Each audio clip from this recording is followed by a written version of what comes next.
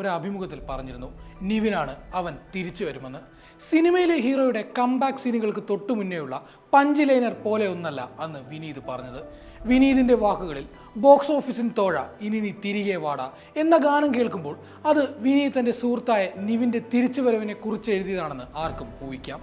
ആ പഴയ കാണാൻ കാത്തിരുന്ന എൻ്റർടൈനർ നിവിൻ പോളിയുടെ ശക്തമായ തിരിച്ചുവരവാണ് വിനീത് വർഷങ്ങൾക്ക് ശേഷത്തിലൂടെ ഒരുക്കിയിരിക്കുന്നത്. ഒരു ബാക്ക് ഷോട്ടിലൂടെയുള്ള സ്ലോ മോഷൻ ഇൻട്രോയിൽ തുടങ്ങി ഒറ്റയ്ക്ക് വഴിവെട്ടി വന്നവനാടാ എന്ന നിവിൻ്റെ ഡയലോഗിനും ഓവർ ദ ടോപ്പായുള്ള നിവിൻ്റെ തമാശകൾക്കും തിയേറ്ററിൽ മുഴുകിക്കേട്ട ചിരിക്കും കൈയടിക്കുമൊപ്പം ഒരു കാര്യം തീർച്ച, നിവിൻ പോളി ഈസ് ബാക്ക്.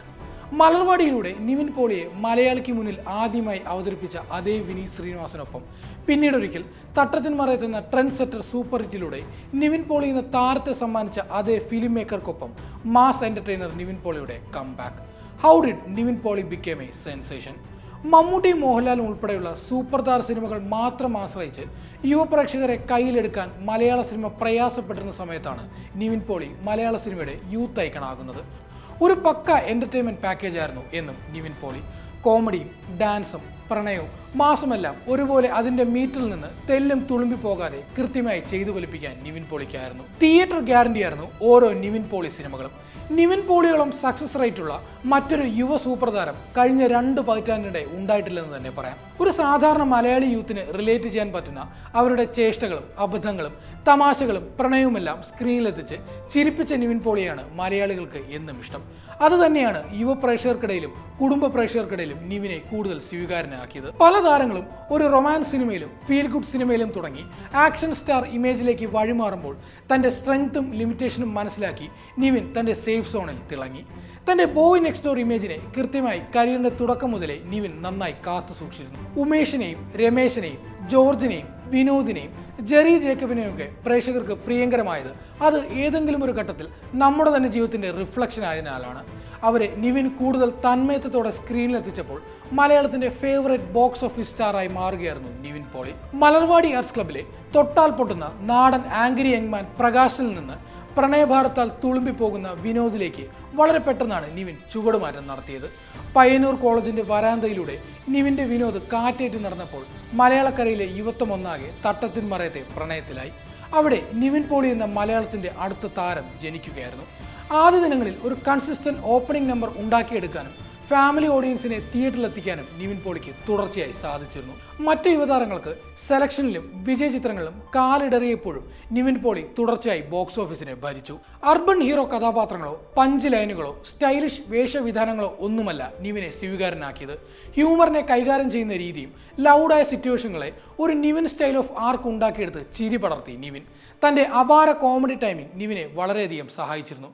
വളരെ സ്പോണ്ടേനിയസ് ആയി എന്നാൽ ഒട്ടും ഔട്ട് ഓഫ് ദി പ്ലേസ് ആകാതെ നിവിൻ തമാശകൾ സ്ക്രീനിൽ പറഞ്ഞു ഫലിപ്പിച്ചു.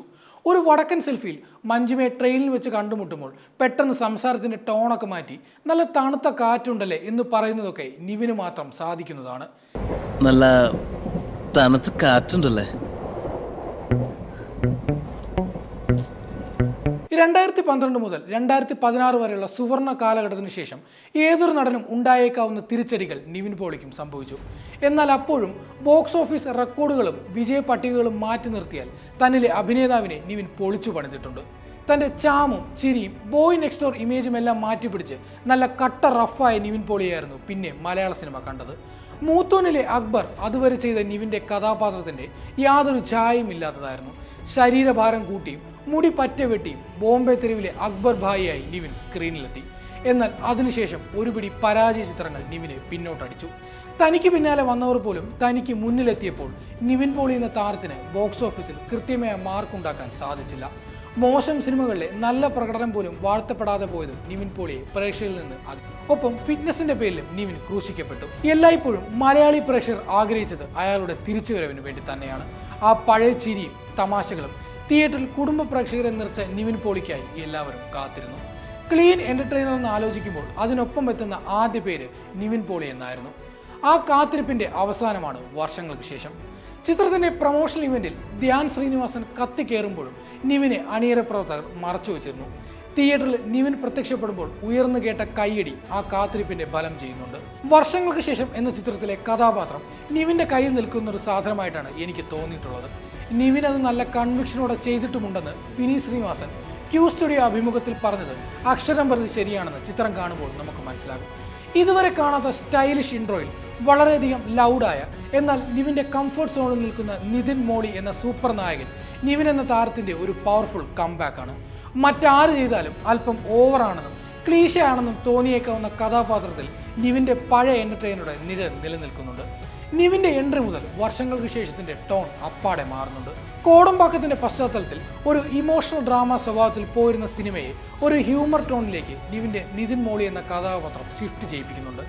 തീർച്ചയായും സിനിമ കണ്ടിറങ്ങുമ്പോൾ നിവിൻ പോളീസ് ബാക്ക് എന്ന് പ്രേക്ഷകർ പറയും.